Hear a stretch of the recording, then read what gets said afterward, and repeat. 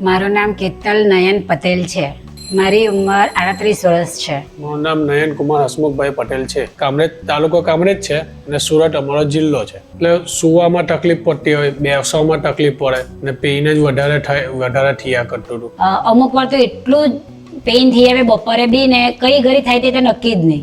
તો જ્યારે પેઇન થતું હતું ત્યારે તો એમ નહીં સુવાય નહીં, બેસાય નહીં, ઊભું રહેવાય એવી હાલત હતી. મને આ હિપ્સ વાળો ભાગ બહુ દુખ્યો એટલે લાસ્ટ 2 દિવસ ને આવ્યો પગનો નીચેનો ભાગ.